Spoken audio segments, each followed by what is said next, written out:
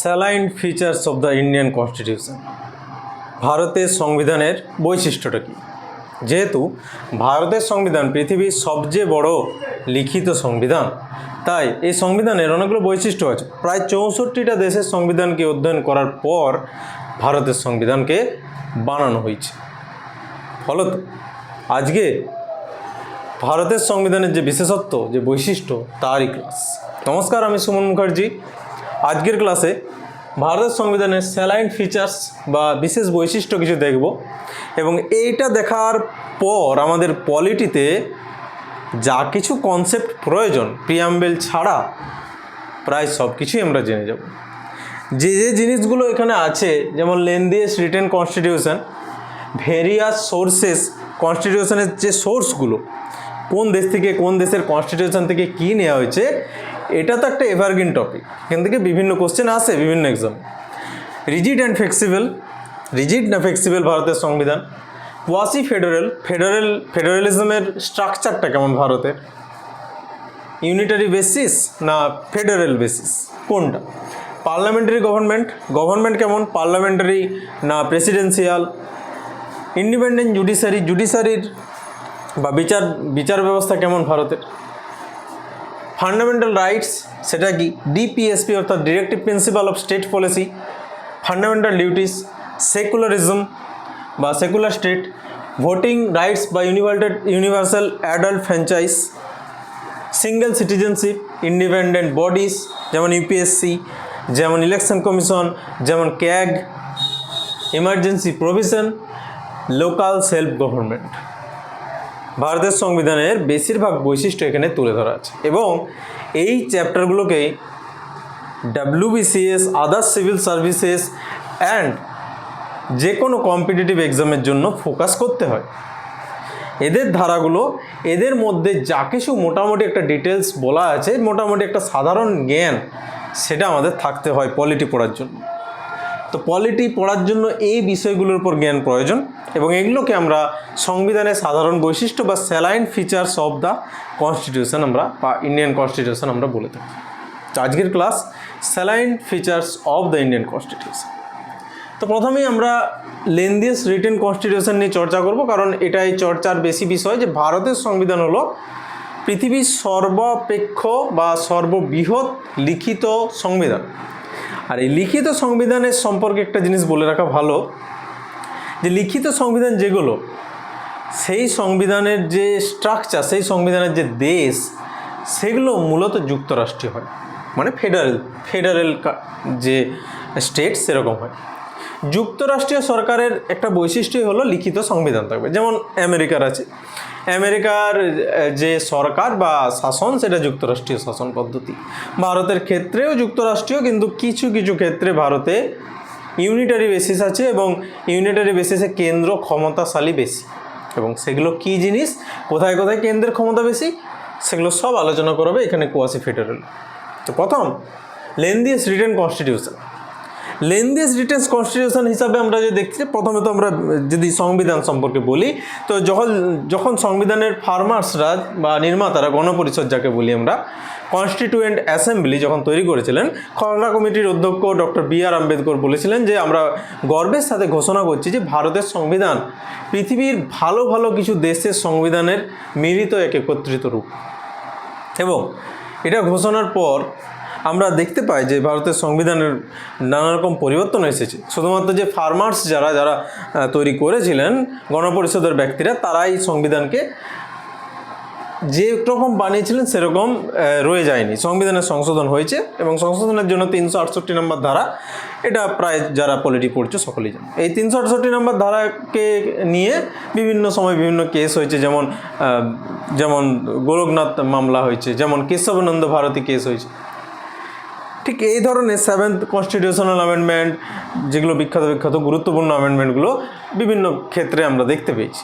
39 এবং পরবর্তীকালে 42 constitutional amendment আছে, যেটা সরকারের একটা ভিত নাড়িয়ে দেয়। সরকারের ভিত বলতে যেটা মানুষের মধ্যে একটা ভয় ভীতি সঞ্চার করে, যে এইভাবে যদি কনস্টিটিউশনকে চেঞ্জ করা হয়, এভাবে যদি কোনো সরকার নিজের মতো করে আইন বানিয়ে নিতে পারে, তাহলে তানাশাহি বা একটা একনায়কতন্ত্র হিটলারের যেমন এনেছিল, বা মুসলিনির যেমন ফ্যাসিস্ট শাসক, হিটলারের যেমন নাৎসিবাদ এসেছিল, স্ট্যালিনবাদ এসেছিল, ঠিক একইভাবে ভারতেও সেরকম একটা রাজনীতি সৃষ্টি হবে। ফলে যারা অভিজ্ঞ ব্যক্তি তারা কিন্তু এটা নিয়ে কনসার্ন হয় বা তারা এটা নিয়ে সমালোচনা করতে থাকে। ফলে কেশবানন্দ ভারতে একটা কেস হয় ভার্সেস কেরল স্টেট, যেটা সুপ্রিম কোর্টে ওঠে এবং সুপ্রিম কোর্টে এই কেসটা যখন আসে তখন কেশবানন্দ ভারতী যে মামলা হয় তাতে করে কিছু কিছু জিনিসকে একটা বিশেষ রায় দেওয়া হয়েছিল, যে সংবিধানের যে মৌলিক কাঠামোগুলো আছে, বিশেষ কিছু কাঠামোকে মৌলিক কাঠামো বলা হয়, যেমন প্রিয়াম্বেলে যেগুলো লেখা আছে মোটামুটি অ্যামেন্ডমেন্টের মাধ্যমেও সরকার সেগুলো চেঞ্জ করতে পারবে না। এরকম একটা 42তম সংবিধান সংশোধন আছে এবং তাতে করে এটাই বলা হয়। পরবর্তীকালে আমরা দেখেছি অনেক সংবিধান সংশোধন হয়েছে, এখনও পর্যন্ত 106 বা আরও বেশিতম সংবিধান সংশোধন আমরা দেখতে পাই, যে অ্যাক্টগুলো দেখতে পাই। তো প্রথমত আমরা সংবিধান যদি আলোচনা করতে যাই বৈশিষ্ট্য নিয়ে, প্রথমে দেখতে পাচ্ছি আমরা বৃহত্তম লিখিত সংবিধান। অ্যাকচুয়ালি প্রথম যদি রিটেন কনস্টিটিউশন কোথাও পাওয়া যায় সেটা ছিল পারস্যের সম্রাট বা আমরা হামুরাবি শাসনবিধি যাকে বলি, হামুরাবি শাসনবিধি। এবং এই হামুরাবি শাসনবিধিতে তিনি লিখিত সংবিধান বা লিখিত আইন তৈরি করেছিলেন। পরে জাস্টিনিয়ান, রোমান সাম্রাজ্যের একজন বিখ্যাত অধিকর্তা বা রাজা বা সম্রাট যাই বলা হোক, সেই দ্বিতীয় জাস্টিনিয়ান তিনি আইন পাস করেন এবং তার আইনবিধি তিনি খোদিত বা লিখিত প্রকারে পাস করেন। ইউরোপেও আমরা দেখেছি নানানভাবে কোড নেপোলিয়ন বানিয়েছিলেন 1804 খ্রিস্টাব্দে, যেগুলো প্রচলিত হয়েছিল ফ্রান্সে। কোড নেপোলিয়ন ফ্রান্স না, চারিদিকে অনেক আশেপাশের রাজ্য যেগুলো দখল করেছিল সেগুলোতেও প্রচারিত হয়েছিল। এরপর একটা যে সুসংবদ্ধভাবে একটা দেশ তাদের নিজেদের গণতান্ত্রিক প্রক্রিয়ায় যে সংবিধান গড়ে তুলবে, এরকম লিখিত সংবিধান আমরা প্রথম পাই, আধুনিক লিখিত সংবিধান, সেটা হলো আমেরিকা, মার্কিন যুক্তরাষ্ট্রের সংবিধান, ইউএসএর সংবিধান। তো পৃথিবীর প্রথম লিখিত সংবিধান হলো ইউএসএর সংবিধান। আর পৃথিবীর সর্ববৃহৎ লিখিত সংবিধান ভারতের সংবিধান। কিন্তু পৃথিবীতে প্রথম যে সুসংবদ্ধভাবে সংবিধান গড়ে উঠেছিল সেটা কিন্তু ইংল্যান্ডেই গড়ে উঠেছিল। এবং ইংল্যান্ডের সংবিধান কিন্তু কোনোভাবেই লিখিত সংবিধান নয়, অলিখিত সংবিধান। আচার আচরণ রীতিনীতি এগুলোকেও ইংল্যান্ডের সংবিধানের একটা পার্ট হিসাবে ধরা হয়। এবং ইংল্যান্ডে পার্লামেন্টের ক্ষমতায় সর্বোপরি, মন্ত্রিসভার ক্ষমতাই সবচেয়ে বেশি, এবং তারা চাইলে যে কোনো সময় সংবিধানকে নিজেদের মতো করে বা পাবলিকের সুবিধার মতো করে বানাতে পারে। তো ভারতের সংবিধান যেহেতু সর্ববৃহৎ লিখিত সংবিধান, এখানে মোটামুটিভাবে যখন ফার্মার্সরা বা গণপরিষদের কর্তারা বা ড্রাফটিং কমিটি এটাকে তুলেছিলেন, 395টা ধারা ছিল। 395টা ধারার সাথে সাথে সেই সময় 8টা শিডিউলে ভাগ করা হয়েছিল সংবিধানকে। আর কিছুই নয়, শিডিউলগুলো বিশেষ কিছু মর্যাদা, কিছু ধারার কথা বলে এবং এই শিডিউলগুলোতে ওই আর্টিকেলগুলোকে সাজানো হচ্ছে। 8টা শিডিউল ছিল সেই সময়। এবং সেই সময়েও আমরা দেখতে পাই যে সংবিধানের 22টা পার্ট ছিল, 22টা অংশ ছিল। প্রতিটা পার্টে আমরা দেখতে পাই যে যেমন যে পার্ট 1 যেখানে ইউনিয়ন অ্যান্ড আমাদের যে স্টেটগুলোর কথা বলে, টেরিটরিগুলোর কথা বলে, যেমন পার্ট 2 আমাদের সিটিজেনশিপের কথা বলে, 5 to 11 আর্টিকেল আছে। এরকমভাবে বিভিন্ন পার্টে ভাগ করা হয় এবং 22টা পার্ট ছিল। তৎপরবর্তীতে সংবিধানের বিভিন্ন সংশোধন হয় এবং এই 395টা ধারার মধ্যে বি করে বিভিন্নভাবে ধরি এখন প্রায় 500-র কাছাকাছি ধারা সংবিধানে আছে। এবং এই 8টা শিডিউল থেকে আস্তে আস্তে বাড়ে এবং বাড়ার পর মিউনিসিপ্যালিটির জন্য বা লোকাল সেলফ গভর্নমেন্টে মিউনিসিপ্যালিটির একটা ধারা আসে শিডিউল 12 বলে। তফসিল 12 যখন আসে তখন তফসিলের অধ্যায় শেষ হয় এবং ভারতে বর্তমানে 12টা তফসিল বা 12 শিডিউল আমরা দেখতে পাই। সংবিধানের বৃহত্তর অংশ যদি আরও দেখতে চাই তাহলে দেখতে পাবো যে এই সংবিধানের ধারাগুলোর মধ্যে অনেক উপধারা আছে। এবং প্রতিটা বিষয়কে আলাদা আলাদাভাবে উল্লেখ করা আছে। যেমন আমরা যদি দেখি যে আর্টিকেল 16 যেখানে সরকারি চাকরিতে সংরক্ষণের কথা বলে, সমান অধিকারের কথা বলে, সাম্যের কথা বলে, আবার সেই সাম্যের মধ্যেই সংরক্ষণ আছে, ফলে স্পেশাল কিছু দিচ্ছে সাম্যের একটা ধারাকে ভেঙে, যে সরকারি চাকরি সকল সমান, কিন্তু সেই সমানের ভিতরে আবার সংরক্ষণ। যখন সাম্য বা স্বাধীনতার কথা বলা হয়, যে ঘুরে বেড়ানোর স্বাধীনতা, বাক স্বাধীনতা, তারও কিছু রিজনেবল রেস্ট্রিকশন আছে। তো এই ধরনের কিছু কিছু জিনিস নিয়ে সংবিধান একটা বৃহৎ আকার ধারণ করে।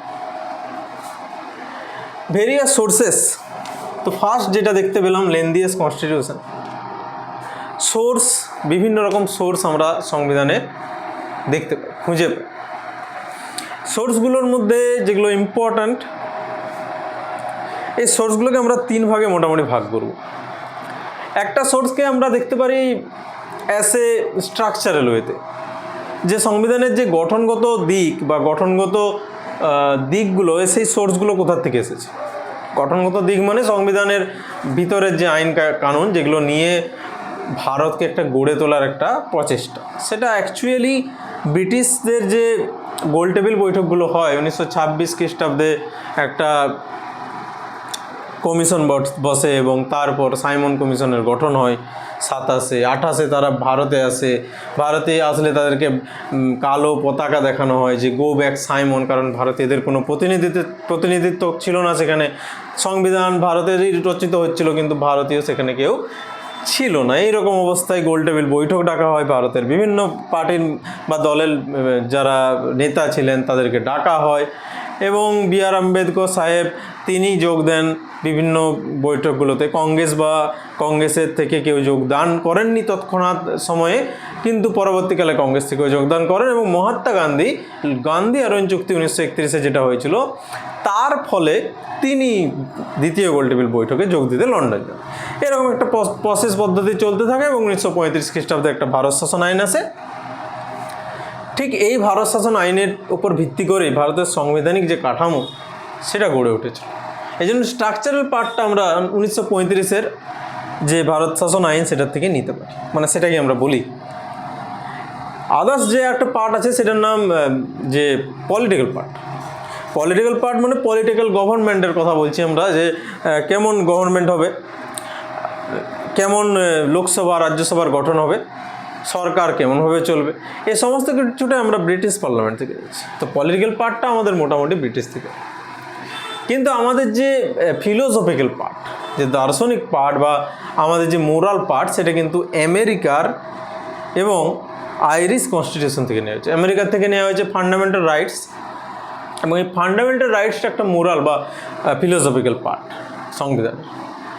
পলিটিক্যাল হলো ফিলোসফিক্যালে। আরও যদি দেখি আইরিশ কনস্টিটিউশনের DPSP, directive principle of state policy, ওনারা নিজেরা নিয়েছিলেন স্পেন থেকে, কিন্তু আমরা ভারতীয়রা আইরিশ কনস্টিটিউশন থেকে এটা নিয়েছি। এবং আয়ারল্যান্ডের এই কনস্টিটিউশন থেকে নেওয়া রাষ্ট্র পরিচালনার নির্দেশমূলক নীতি বা ডিপিএসপিগুলো, এটা একটা মোরাল পার্ট বা এটা একটা ফিলোসফিক্যাল পার্ট। তো 3 ধরনের পার্ট মোটামুটি আমরা দেখতে পাই। এছাড়া আদার্স বিভিন্ন সোর্স আছে, সেগুলো আলাদা ক্লাসে আলোচনা করা হবে। জাপান থেকে কিনে হয়েছে, সাউথ আফ্রিকান কনস্টিটিউশন থেকে, অস্ট্রেলিয়ান কনস্টিটিউশন থেকে, কানাডার কনস্টিটিউশন থেকে, এরকম বিভিন্ন দেশের কনস্টিটিউশন থেকে, সোভিয়েত রাশিয়ার কনস্টিটিউশন থেকে আলাদা আলাদা জিনিস নেওয়া হয়েছে ভারতের সংবিধান, এবং সেটার চর্চা অন্য ক্লাসে হবে। আজকের সেটার চর্চার বিষয় নয়। Next, rigid and flexible. Rigid আর ফ্লেক্সিবলের দুটো মানে হয়। এক হচ্ছে সংবিধানকে সহজেই পরিবর্তন করা যায়, এবং সেটাকে আমরা ফ্লেক্সিবল বলে থাকি, নমনীয়, যাকে সহজেই ভেঙে ফেলা যায়। অন্যটা রিজিড, কঠিন, কাঠিন্য, যেটাকে সহজে সংবিধানে সংশোধন করা যায় না। এই অবস্থায় ভারতের সংবিধানকে আমরা কি বলতে পারি? ভারতের সংবিধানে আমরা দেখেছি অ্যামেন্ডমেন্ট বা সংশোধন 368 নম্বর ধারা হিসেবে হয়, এবং এই 368 নম্বর ধারার দুটো ক্লজ আছে, একটা হচ্ছে এ ক্লজ, একটা বি ক্লজ। এ ক্লজের মধ্যে প্রথমে আছে যে 50% মেজরিটি হলেই আমরা কোনো একটা আইনকে, সাধারণ আইনকে পরিবর্তন করতে পারি, এবং এটাকে আমরা সিম্পল মেজরিটি বলে থাকি। এবং এর অন্য একটা বিভাগে বলা আছে যে শুধুমাত্র 50% হলেই হবে না, 2/3 মেজরিটি চাই। 2/3 মেজরিটি ঠিক আছে, 50%-এর উপর এসে সেটার উপর মতামত দিতে হবে, এবং মতামত দেওয়ার পর 2/3 মেজরিটি প্রয়োজন, এবং 66.33% মেজরিটি হলেই তবেই আইন পাস হবে। সেটাকে আমরা স্পেশাল মেজরিটি বলি। আবার স্পেশাল মেজরিটির সাথে স্টেটদের যে একটা কনসেন্ট তারও ব্যাপার আছে। এটাকে বি ক্লসে বলা হয় যে স্পেশাল মেজরিটির পর বেশিরভাগ রাজ্যের সহমতি প্রয়োজন, তবে আরেকটা সংবিধানের ধারা যেগুলো আছে সেগুলোর প্রয়োজন। এর পরেও কিছু কিছু সংবিধানের বিষয় আছে যেগুলো বেসিক স্ট্রাকচার, কেশবানন্দী ভারতী কেস যেটা 1973 হয়েছিল, সেখানে বেসিক স্ট্রাকচার বা মৌলিক কাঠামোর কথা বলে, সেগুলো কিন্তু সংবিধানের 368 নম্বর ধারা কোনো রূপেই চেঞ্জ করতে পারে না। তো সংবিধানের 368 নম্বর ধারা হিসাবে এই 3 ধরনের সংবিধান সংশোধন আমরা দেখলাম। ছাড়াও আমাদের একটা জেনারেল সংশোধন হয়ে থাকে, যেমন সংশোধন হয়ে থাকে কেমন, যেমন কোনো দেশের অংশ যদি ভারতে যোগ হয় বা কোনো একটা পার্টে ভারতের রাজ্যের নামকরণ হয়, এই ধারাগুলো চেঞ্জ, ওই আর্টিকেল যেগুলো আছে 1, 2, 3, 4, এই যে ধারাগুলো আছে সেই ধারাগুলো ধরেই, প্রথম ধারাগুলো ধরেই সেখান থেকেই চেঞ্জ হয়, সেখান থেকেই পরিবর্তিত করা হয়। তো ভারতের সংবিধান না ফ্লেক্সিবল, কারণ ভারতের সংবিধানে অনেক পদ্ধতি আছে যেগুলো সহজে সংবিধানকে সংশোধন করতে দেয় না। রিজিড কিছু কিছু আইন আছে, এমন কিছু কিছু সংশোধন আছে যেগুলো খুব ইজিলি হয়ে যায়, 50% মেজরিটি হলেই হয়ে যায়। ফলে ভারতের সংবিধানকে এই দুটোর মাঝামাঝি রাখতে পারি আমরা, বিটুইন রিজিড অ্যান্ড ফ্লেক্সিবল। তো ভারতের সংবিধান না রিজিড না ফ্লেক্সিবল, তো ভারতের সংবিধান মাঝামাঝি একটা অবস্থায় অবস্থান করে। তো ভারতের সংবিধান মাঝামাঝি অবস্থার ফেডারেল স্ট্রাকচার, ফেডারেলিজম না ইউনিটারি স্ট্রাকচার। ভারতের সংবিধানের সংজ্ঞা কি? এককেন্দ্রিক না যুক্তরাষ্ট্রীয়? এককেন্দ্রিকের অর্থ কেন্দ্র প্রধান, কেন্দ্রের সরকার থাকবে এবং কেন্দ্র পুরো দেশটাকে পরিচালনা করে, কেন্দ্রই প্রধান। অন্যদিকে যুক্তরাষ্ট্রীয়, যেমন কানাডায় আমরা দেখেছি কেন্দ্র প্রধান সরকার। অন্যদিকে যুক্তরাষ্ট্রীয় অর্থাৎ যুক্তরাষ্ট্র মানে কতগুলো রাষ্ট্র, কতগুলো স্টেট নিজেরা চুক্তি অনুযায়ী গঠন করবে রাজ্য বা দেশ, এবং তারা নিজেদের মতো শাসন করবে, এবং রাজ্যের ক্ষমতা আলাদা থাকবে এবং দেশের ক্ষমতা আরও আলাদা থাকবে। রাজ্যেরও ক্ষমতা আলাদা আলাদা করে থাকবে, দেশেরও ক্ষমতা আলাদা আলাদা করে থাকবে। সেটাকে আমরা যুক্তরাষ্ট্র বলি। যেমন আমেরিকায় 50টা রাজ্য নিজেদের মধ্যে চুক্তির মাধ্যমে গঠিত হয়েছে, এবং তাদের নিজস্ব সংবিধান আছে প্রতিটা রাজ্যের, এবং কেন্দ্রের একটা আলাদা নিজস্ব সংবিধান আছে। তাদের পাসপোর্ট, তাদের যে সিটিজেনশিপের কথা বলি, তাদের সিটিজেনশিপ হলো ডুয়েল সিটিজেনশিপ, দ্বৈত নাগরিকতা। স্টেট গভর্নমেন্টের আলাদা নাগরিকতার কার্ড, সেন্ট্রাল গভর্নমেন্টের আলাদা নাগরিকতার কার্ড। ভারতের ক্ষেত্রে সেটা নয়। ভারতের ক্ষেত্রে শাসন ব্যবস্থা অনেকটা যুক্তরাষ্ট্রীয়। ভারতে বাইক্যামেরালিজম, ভারতে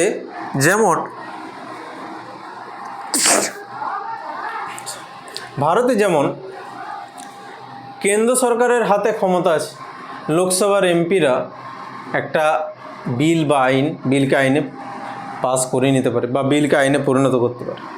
অন্যদিকে ভারতে যারা রাজ্যসভার এমপি, তারা কিন্তু স্টেট লেজিসলেচারের অনুমোদন থেকে উঠে যায়, মানে এমএলএদের অনুমোদন থেকে উঠে যায়, এবং সেখানে কিন্তু অন্যান্য অনেক দলের প্রতিনিধিত্ব থাকে।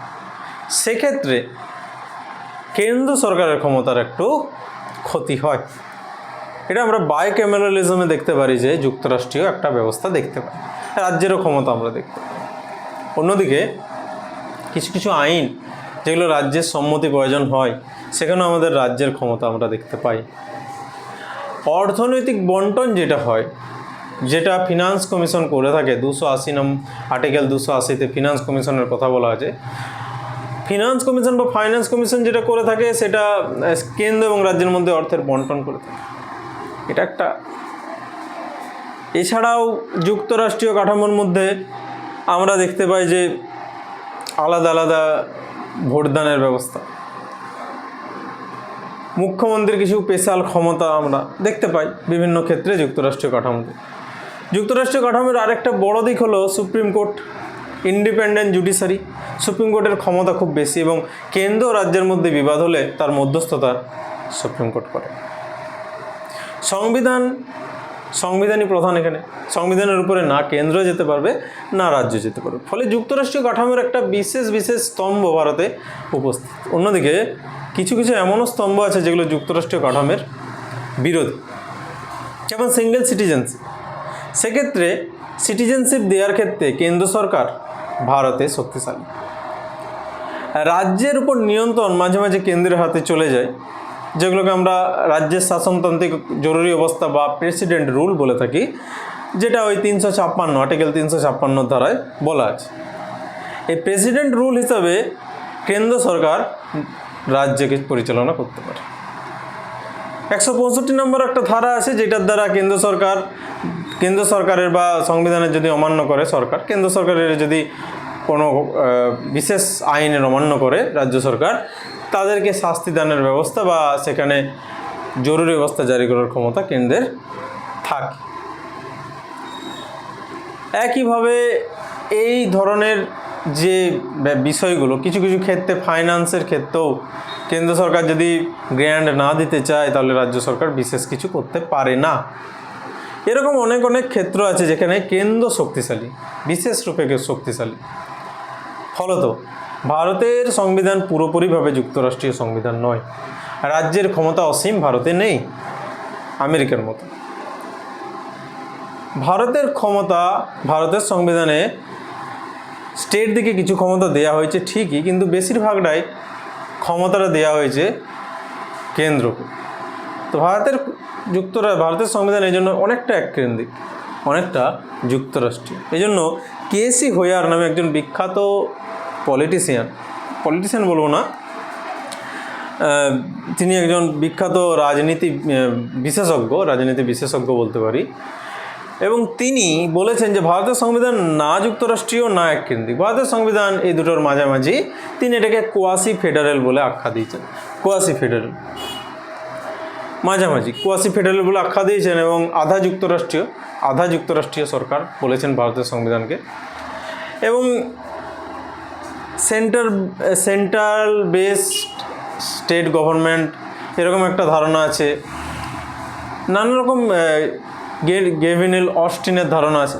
তো এরকম নানা রকম তত্ত্ব অনেকে দিয়েছে। নেক্সট সেটা হলো পার্লামেন্টারি গভর্নমেন্ট কী জিনিস? দু ধরনের গভর্নমেন্ট হয়, একটা পার্লামেন্ট মানে মন্ত্রিসভা, অন্যটা একটা হচ্ছে রাষ্ট্রপতি শাসিত।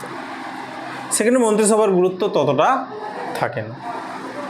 তো পার্লামেন্টারি গভর্নমেন্টের আমরা উদাহরণ দেখতে পারি ইংল্যান্ডে পার্লামেন্ট সবচেয়ে শক্তিশালী, ক্ষমতাশালী। এবং আমরা যদি রাষ্ট্রপতি শাসিত সরকার দেখতে যাই তাহলে আমেরিকায় রাষ্ট্রপতির সব থেকে শক্তিশালী। এবং যে পার্লামেন্টারি গভর্নমেন্টের প্রধান শক্তি থাকে মন্ত্রিপরিষদের উপর যেহেতু, এবং এটা ব্রিটেন থেকে শুরু হয়েছিল বলে, ব্রিটেনের ওয়েস্টমিনার থেকে, একে ওয়েস্টমিনার স্টাইল অফ গভর্নমেন্টও বলে। এবং যেহেতু এটা প্রাইম মিনিস্টারকে কেন্দ্র করেই গড়ে ওঠে, পার্লামেন্টারি গভর্নমেন্টের সবচেয়ে ক্ষমতাশালী ব্যক্তি তিনি প্রাইম মিনিস্টার। এই জন্য এই গভর্নমেন্টের সিস্টেমটাকে প্রাইম মিনিস্টারিয়াল গভর্নমেন্টও বলে থাকি আমরা।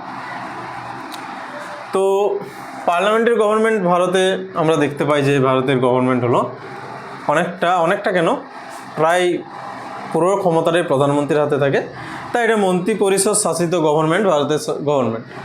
ইন্ডিপেন্ডেন্ট জুডিশিয়ারি এটা একটা বিশেষ বৈশিষ্ট্য ভারতের সংবিধানে আমেরিকার মতো, ইউএসের মতো অতটা না হলেও ভারতের সংবিধানে প্রসিডিওর এস্টাবলিশ বাই ল এর ধারণাকে স্বীকৃতি দেওয়া হয়েছে, যেটা জাপানের সংবিধানে আছে। কিন্তু ডিউ প্রসেস অফ ল যেগুলো আমেরিকার সংবিধান যেটা দেয়, আমেরিকান সংবিধান সুপ্রিম কোর্টকে সর্বোচ্চ ক্ষমতার অধিকারী দেয়। তারা পার্লামেন্টের কোনো আইন বা রাষ্ট্রপতি শাসিত কোনো আইনকে যে কোনো সময় বাদ দিতে পারে। কিন্তু ভারতের সুপ্রিম কোর্ট সেটা পারে না, কিছু রেস্ট্রিকশান সুপ্রিম কোর্টের মধ্যেও আছে। ইন্ডিপেন্ডেন্স জুডিশিয়ারি অবশ্যই ভারতের জুডিশিয়ারি, কারণ ভারতের জুডিশিয়ারিদের যে বেতন দেওয়া হয় সেটা কনসলিডেটেড ফান্ড অফ ইন্ডিয়া থেকে, এবং এই কনসলিডেটেড ফান্ড অফ ইন্ডিয়া হলো ভারতের পাবলিকদের পার্স, পাবলিকের ফান্ড এটা, এবং এটার থেকে বেতন দেওয়ার ফলে কোনো রকম সরকার এতে হস্তক্ষেপ করতে পারে। সুপ্রিম কোর্টের বিচারপতিকে হাঁটানোর যে উপায়, যে পদ্ধতি, সেটা রাষ্ট্রপতিকে হাঁটানোর পদ্ধতির মতোই, ইমপিচমেন্ট। খুব কঠিন পদ্ধতি, ইজিলি সেটা পারা যায় না, বিচারপতিদের হাঁটাতে পারে না সরকার, চাইলেই বরখাস্ত করতে পারবে না। তাদের অনেক প্রিভিলেজ দেওয়া হয়, তাদের অনেক সিকিউরিটি দেওয়া হয়। তো সুপ্রিম কোর্ট এমনিতে ইন্ডিপেন্ডেন্ট কাজ করে এবং সুপ্রিম কোর্ট রাজ্য কেন্দ্রের মধ্যে বিবাদের মীমাংসা করে। সুপ্রিম কোর্ট সংবিধানের যদি কোনো ভুল দোষ ত্রুটি থাকে সেগুলো নিয়ে আলোচনা করে, সরকারকে পরামর্শ দেয়, রাষ্ট্রপতিকে পরামর্শ দেয়। তো সুপ্রিম কোর্টের বিভিন্ন কাজ আছে এবং ভারতের সুপ্রিম কোর্ট অবশ্যই ইন্ডিপেন্ডেন্ট জুডিশিয়ারির মধ্যে পড়ে। ফলত ভারত যুক্তরাষ্ট্রীয় কাঠামোর একটা শক্ত এভিডেন্স রূপে ইন্ডিপেন্ডেন্ট জুডিশিয়ারিকে আনা যায় সামনে। ফান্ডামেন্টাল রাইটস অর্থাৎ মৌলিক অধিকার, এগুলো আলাদা আলাদা ক্লাসে আসবে। সমস্ত আর্টিকেলগুলো, তাদের সাব ক্লজগুলো সমস্ত ডিসকাস করা হবে, আলাদা আলাদা করে ক্লাস আসবে। ফান্ডামেন্টাল রাইটসে মেবি 4 থেকে 5টা ক্লাস হতে পারে ফান্ডামেন্টাল রাইটসের উপরই। তো ফান্ডামেন্টাল রাইটস যেটা মৌলিক অধিকার, এই জিনিসটা নেওয়া হয়েছে ইউএসের কনস্টিটিউশন থেকে, আমেরিকার কনস্টিটিউশন থেকে। এবং এটা সংবিধানের নির্মাতারা এটা দিয়েছিলেন কারণ এখানে বলা আছে যে ভারতের নাগরিকদের অধিকার কী, ভারতের নাগরিকরা কী কী অধিকার পাবেন তার কথা এখানে বলা আছে। আর্টিকেল যদি ধরতে চাই তাহলে আমরা দেখতে পাই যে আর্টিকেল 12 টু, আমরা অ্যাকচুয়ালি 12 না 14, আর্টিকেল 14 টু আর্টিকেল 36 বা আমরা আর্টিকেল 35 পর্যন্ত ধরতে পারি। আর্টিকেল 12 টু আর্টিকেল 35 পর্যন্ত এটা আছে ফান্ডামেন্টাল রাইটস। এবং এই ফান্ডামেন্টাল রাইটস ইউএসের কনস্টিটিউশন থেকে নেওয়া হয়েছে, বড় করা হয়েছে। এবং এখানে আমরা দেখতে পাই যে স্বাধীনতার উপর অধিকার 19 থেকে 22 নম্বর ধারা, সাম্যের অধিকার 14 থেকে 18 নম্বর ধারা, সাংবিধানিক প্রতিকারের অধিকার যেটা আছে 32 নম্বর ধারা, কিছু শোষণের বিরুদ্ধে অধিকার যেটা আছে 23-24 নম্বর ধারা, 25 থেকে 28 আছে ধর্মীয় স্বাধীনতার অধিকার। এবং আমরা এরকম অনেক ধারা দেখতে পাই। এর মাঝে একটা ছিল যেটা আমরা দেখতে পাই যে সম্পত্তির অধিকার, সেটা বাদ গেছে ফান্ডামেন্টাল রাইটস থেকে, সম্পত্তির অধিকারকে বাদ দেওয়া হয়েছে। এবং বর্তমানে সম্পত্তির অধিকার বাদ দেওয়ার ফলে 7টা ফান্ডামেন্টাল রাইটস থেকে 6টা ফান্ডামেন্টাল রাইটস এসে দাঁড়িয়েছে। তো ফান্ডামেন্টাল রাইটসগুলো একটা বিশেষ অধিকার ভারতীয় নাগরিকদের, তার কথা বলে। নেক্সট ডিপিএসপি, এটা হচ্ছে directive principle of state policy, রাষ্ট্র পরিচালনার নির্দেশমূলক নীতি।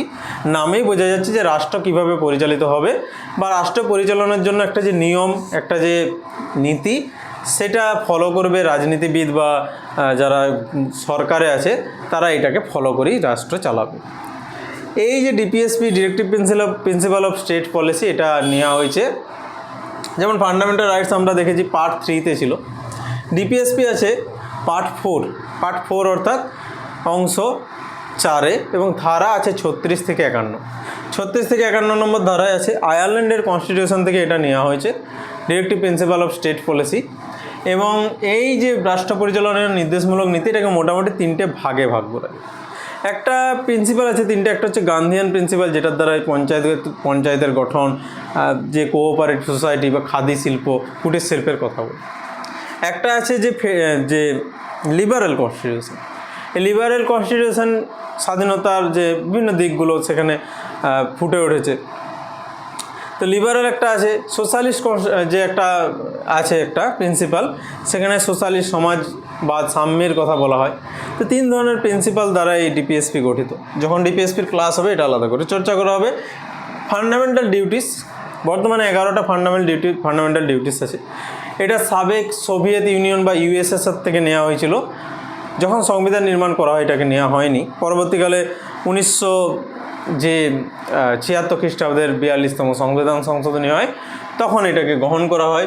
এবং ফান্ডামেন্টাল ডিউটিসগুলোর মধ্যে 10টা ধারা, মৌলিক কর্তব্যে 10টা কর্তব্য নেওয়া হয়। যেমন জাতীয় পতাকাকে সম্মান করতে হবে, যারা ভারতের স্বাধীনতা সংগ্রামী তাদের সম্মান জানাতে হবে, এরকম নানা রকম 10টা ধারা আছে ফান্ডামেন্টাল ডিউটিসে। এটা 4A, পার্ট 4A এবং আর্টিকেল 51A-তে এটার কথা বলা আছে।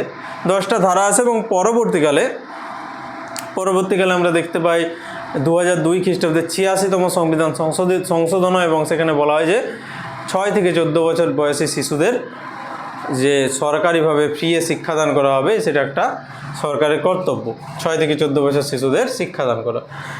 এবং এই রকম একটা ধারার কথাই আমরা বলতে পারি যে যখন আমরা ইউনিভার্সাল অ্যাডাল্ট ফ্র্যাঞ্চাইজের কথা বলবো তখন এরকম একটি ধারার কথা আমরা খুঁজে পাবো যেখানে মানুষের অধিকারের কথা সেখানেও বলা আছে। তো পরবর্তীকালে আমরা দেখতে পাই যে ফান্ডামেন্টাল ডিউটিসগুলো ভারতের সংবিধানে যোগ হয়েছিল। পরে সেকুলারিজম ভারতের একটা সংবিধানের একটা মৌলিক যে বেসিক স্ট্রাকচার সেটাকে এত সহজে পরিবর্তন করা সম্ভব নয়। সেটাকে কিন্তু অ্যাড করা হয়েছিল 1942-এর মিনি কনস্টিটিউশনাল অ্যামেন্ডমেন্ট বা 1942-এর সংবিধান সংশোধনীর দ্বারা। 42তম সংবিধান সংশোধনের দ্বারা 1976 খ্রিস্টাব্দে 1976 সংবিধান সংশোধনী 42তম। তো 42তম সংবিধান সংশোধনীর দ্বারাই সেকুলার কথাটাকে আনা হয়। সোভিয়েত ইউনিয়নের থেকেই এইটাকে আনা হয়েছিল এবং এর অর্থ হলো রাষ্ট্র কোনো ধর্মের নিজেদের যে কোনো রকম বিনিয়োগ বা ধর্মকে কোনো তোয়াক্কা করবে না বা কোনো ধর্মের উপর রাষ্ট্র কথা বলবে না। রাষ্ট্র নিরপেক্ষ থাকবে, ধর্ম ব্যক্তিগত ব্যাপার, ব্যক্তি সেই ধর্মকে নিজের মতো করে পালন করবে, রাষ্ট্র এতে কোনো রকম কোনো নাক গলাবে না, রাষ্ট্র নাক গলাবে না। এইটা সেকুলার ধর্মের মূলধারা এবং সেকুলার ধর্মের মূলধারাতে আমরা দেখতে পাই যে বিভিন্ন আর্টিকেলের কথা বলা আছে। 25 থেকে 28 নম্বর যে আর্টিকেলগুলো, ধর্মীয় স্বাধীনতা দেওয়া হয়েছে অনেক, যে নিজেদের মতো ধর্মীয় প্রতিষ্ঠান মানুষরা বানাতে পারে, ধর্মীয় আচার আচরণকে নিজেদের মতো নিয়ন্ত্রণ করতে পারে। এরকম কিছু ধারা সেকুলারিজমের থেকেই ভারতের সংবিধান আর্টিকেলে যোগ হয়েছে। ভোটিং রাইটস, এটা universal adult franchise. Voting rights actually এটা আগে 21 বছর পর্যন্ত ছিল, কিন্তু 1989 খ্রিস্টাব্দে একটা সংবিধান সংশোধনী আনা হয়, 61তম সংবিধান সংশোধনী, এবং তাতে করে বলা হয় যে ভোটদানের বয়স 21 থেকে কমিয়ে 18 আনা হলো এবং বর্তমানে 18 বছর বয়স হলেই ব্যক্তিরা ভোটদানে সক্ষম হয়।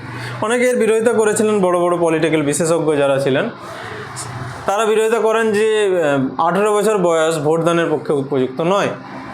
মানুষের যে স্বাভাবিক বৌদ্ধিক বিকাশ সেটা 18 বছরে হয় না, অতটা মানুষ বিচার করতে পারে না সে সময়। তো বৌদ্ধিক বিকাশ যেহেতু 18 বছর হয় না তৎকালীন যুগে, সে সময় এটার বিরোধিতা করা হয় এবং বর্তমানে 18ই হচ্ছে ভোটদানের বয়স। সিঙ্গেল সিটিজেনশিপ ভারতের ক্ষেত্রে আমরা দেখতে পাই যে সিটিজেনশিপ শুধুমাত্র সিঙ্গেল, রাজ্যের কোনো নাগরিকত্ব থাকে না, সম্পূর্ণ নাগরিকত্বই দেশের এবং একটা নাগরিকত্বের প্রমাণ ভারতে থাকবে। ভারতের নাগরিক মানেই বিভিন্ন রাজ্যে তার অধিকার আছে। সিঙ্গেল সিটিজেনশিপের ধারণা আমরা মোটামুটি দেখতে পাই ব্রিটিশ কনস্টিটিউশনে আছে।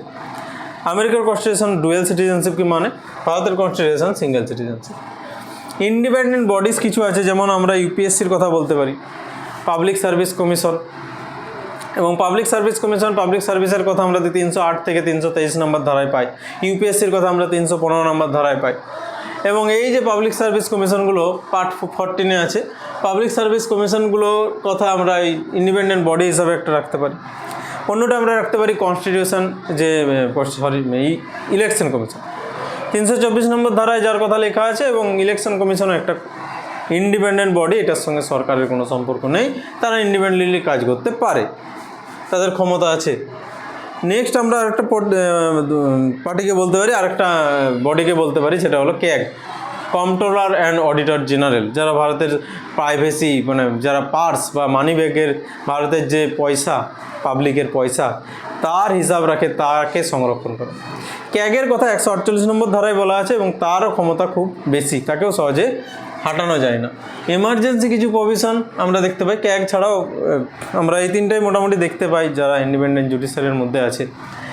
এমার্জেন্সি প্রভিশনের কথা যদি আমরা বলতে চাই তাহলে এমার্জেন্সি প্রভিশন 3 ধরনের হয় ভারতে, এবং এই এমার্জেন্সি প্রভিশনগুলোর যে ধারণা জার্মানির কনস্টিটিউশন থেকে এমার্জেন্সি ধারণা যে ফান্ডামেন্টাল রাইটগুলোকে বন্ধ করে দেয়, এমার্জেন্সি চালু হলেই ফান্ডামেন্টাল রাইটস অফ, শুধুমাত্র 20 এবং 21 আর্টিকেল যেগুলো থাকে, জীবন সম্পত্তির অধিকার হোক, বা অফেন্সের ক্ষেত্রে কিছু অধিকার হোক, সেই দুটো থাকে, বাকিগুলো বন্ধ করে দেয়। এটা জার্মানি থেকে নেওয়া হয়েছে এবং কনস্টিটিউশন অ্যামেন্ডমেন্টের ধারণাটা সাউথ আফ্রিকা থেকে নেওয়া হয়েছে।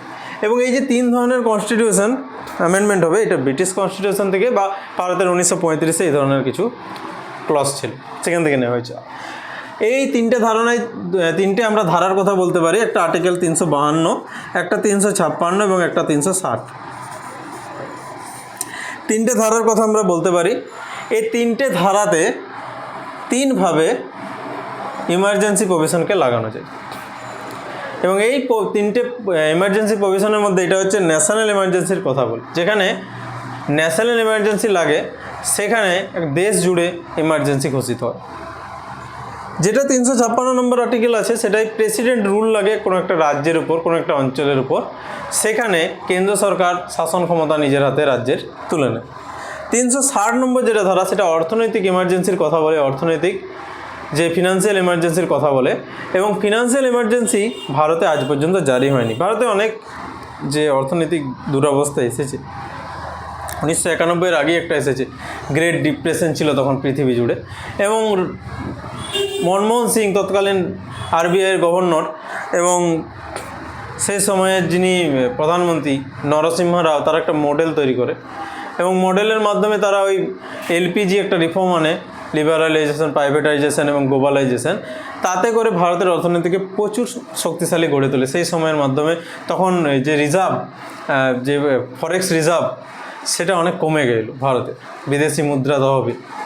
ফলত একটা ইকোনমিক্যাল যে মেজার করার প্রয়োজন হয় সেটা মনমোহন সিংয়ের হাত ধরেই আসে এবং বিখ্যাত প্রধানমন্ত্রী ছিলেন ভারতের এবং বিখ্যাত একজন জ্ঞানীগুণী অর্থনীতিবিদ। তার জন্য ভারত জিডিপি গ্রোথ রেটে একটা বিরাট বড় পর্যায়ে পৌঁছে যায় এবং ভারত একটা অর্থনৈতিক শক্তিশালী, প্রায় অনুন্নত দেশ থেকে উন্নয়নশীল দেশের থেকে উন্নত দেশের দিকে অগ্রসর হতে থাকে। তো একজন বিখ্যাত শিক্ষিত ব্যক্তি ছিলেন তিনি, মনমোহন সিং, একজন ভালো প্রাইম মিনিস্টার আমরা বলতে পারি। যদিও অনেক সমালোচনা আছে তাকে নিয়ে, কিন্তু তার টার্ম সত্যিকারের ভারতের অর্থনীতির জন্য খুব ভালো ছিল, যেহেতু তিনি একজন বড় অর্থনীতিবিদ ছিলেন। এছাড়া অর্থনীতিকে তিনি ভালো বুঝতেন, পলিটিক্যাল ওয়েতে যিনি ভালো বুঝতেন, ভারতকে একটা শক্তিশালী দেশে পরিণত করেন অটল বিহারী বাজপেয়ী। সেই সময় পরমাণুতে শক্তিশালী হয়ে ওঠে ভারত। তো বিভিন্ন প্রধানমন্ত্রীর আমলে ভারত বিভিন্ন রূপে নতুনভাবে আমরা তাদেরকে দেখতে পাই। প্রাইম মিনিস্টার নরেন্দ্র মোদীর আমলে ভারত যে ডিজিটালাইজেশনের দিকে এগিয়ে গেছে, বা যে মনিটারি রিফর্মটা এসেছে, যে পেমেন্ট সিস্টেমটা ইউপিআই, এটা একটা বিরাট বড় রেভলিউশন। তো এই ধরনের কিছু কিছু জিনিস বিভিন্ন প্রাইম মিনিস্টারের আন্ডারে খুব ভালো ভালো কাজ হয়েছে, কিছু কিছু সমালোচনাও আছে তাদের। তো এই যে আর্টিকেল 360, এটা আজ পর্যন্ত ভারতে ইউজ হয়নি, ব্যবহার হয়নি। এটা খুব ইম্পর্ট্যান্ট যে ভারতে কোন জাতীয় জরুরি অবস্থাটা জরুরি অবস্থা আজ পর্যন্ত জারি হয়নি, সেটা হলো অর্থনৈতিক জরুরি অবস্থা। নেক্সট পাওয়া যায় লোকাল সেলফ গভর্নমেন্ট, যেটার কথা আমরা দেখতে পাই যে ভারতে এটা গান্ধিয়ান প্রিন্সিপাল বা গান্ধীজির মত অনুসারী হয়েছে। আর্টিকেল 40 দ্বারা গ্রামীণ পঞ্চায়েত গঠনের কথা তখন বলা হয় এবং এটা শিডিউল 12 এবং 11 ধরে এসেছিল 1991 খ্রিস্টাব্দে। প্রথমে তো রাজস্থানে প্রথম শুরু হয় এটাকে পাইলট প্রজেক্ট হিসাবে এবং পরে এটা অন্ধ্রপ্রদেশ এবং পরবর্তীকালে বিভিন্ন রাজ্যে ছড়িয়ে পড়ে। 1991 খ্রিস্টাব্দে সাংবিধানিক স্বীকৃতি পায় এবং 11তম শিডিউলে পঞ্চায়েত গঠনের কথা উঠে আসে। 243-এর ও থেকে 243-এর জেড-পি পর্যন্ত পঞ্চায়েত এবং জেড-পি থেকে জেড-জি পর্যন্ত মিউনিসিপ্যালিটি গঠনের কথা আমরা 12 নম্বর শিডিউলে পাই।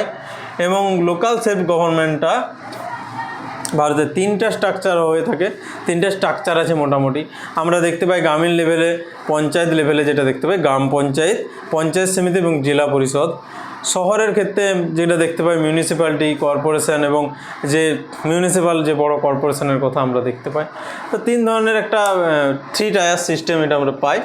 তো এই ছিল মোটামুটি স্যালাইন ফিচার্স কনস্টিটিউশনের। নেক্সট দিন একটা কনস্টিটিউশনের একটা বিশেষ কিছু ধারণা নিয়ে আসা হবে যে কনস্টিটিউশনের পার্টগুলো কী কী, পার্টে মোটামুটি কী কী ইম্পর্ট্যান্ট আর্টিকেল আছে এবং কোথার থেকে কী সোর্স যে পলিটিক্যাল যে সংবিধানের যে কনস্টিটিউশনের যে সোর্সগুলো কোথার থেকে কী নেওয়া হয়েছে, এই রকম একটা ভিডিও, একটা ওভারঅল একটা জিস্ট, যেটা পরীক্ষার আগে একটা কুইক রিভিশনের জন্য প্রয়োজন হবে, সেটা নেক্সট ক্লাসে আনা হবে তোমাদের। আর তারপর আমি প্রিয়াম্বেলে যাব। প্রিয়াম্বেল কী জিনিস, প্রিয়াম্বেলের ডিটেলস চর্চা হবে। প্রিয়াম্বেলের পর আস্তে আস্তে সিটিজেনশিপ, এবং সিটিজেনশিপের পর তারপর ফান্ডামেন্টাল রাইটস। তো ক্লাস কেমন লাগছে অবশ্যই কমেন্ট বক্সে জানিও। যদি সমালোচনা করার থাকে অবশ্যই করো, স্বাগতম সবাইকে। আমি পছন্দ করি আমার সমালোচনা হোক, এবং আমি জানি আমি মোটামুটি একটা ধারণা দিলাম, যেহেতু পলিটিক্যাল সায়েন্স আমি পড়িনি, আমি পলিটি পড়েছি WBCS-এর জন্য, সেই হিসাবে আমার একটা ভাষা জ্ঞান আছে, এবং যেগুলো ইম্পর্ট্যান্ট পরীক্ষার জন্য সেই বিষয়ে আমি অবগত আছি।